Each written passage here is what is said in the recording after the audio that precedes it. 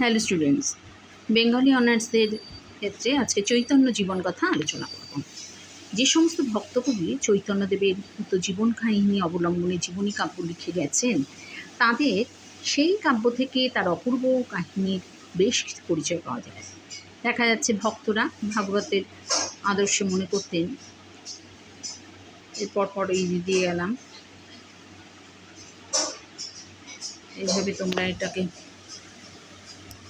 Screenshot দিয়ে তুলে নেবে এবং এইভাবে তোমরা একটু লিখবে,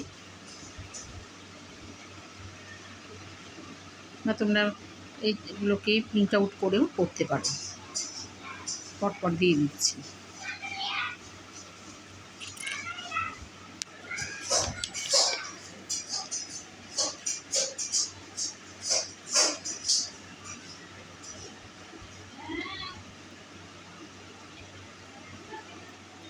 এক্ষেত্রে পরপর এইভাবে দিলাম, দিয়ে দিচ্ছি। তো এইভাবে তোমরা পড়ে নেবে। বৈষ্ণব সাহিত্যটা সবটাই দিয়ে দিলাম। এবার আসি বৃন্দাবনের সৌরগোস্বামী।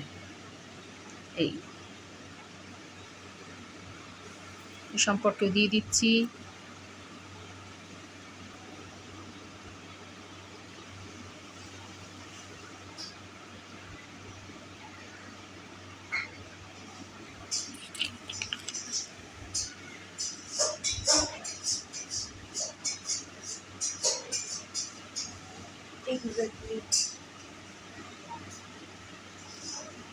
পরপর দিয়ে দিচ্ছি। তোমরা স্ক্রিনশট দিয়ে যা পড়বে, তাহলে তোমাদের সুবিধা হবে। বৈষ্ণব সাহিত্যের মধ্যেই এগুলো রয়েছে।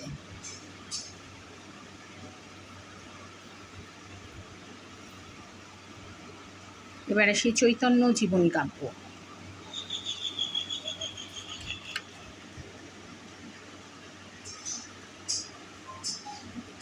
বাংলা সাহিত্যের মধ্যেই কিন্তু এগুলো রয়েছে, এগুলো তোমরা পড়বে। এবারে আসি মহাপ্রভুর সংস্কৃত জীবনী।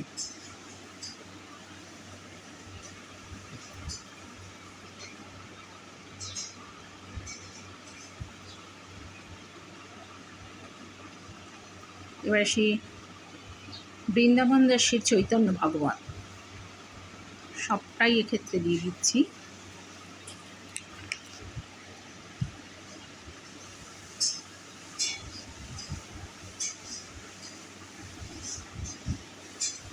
এবারে আসছি লোচন দাসের চৈতন্য মঙ্গল।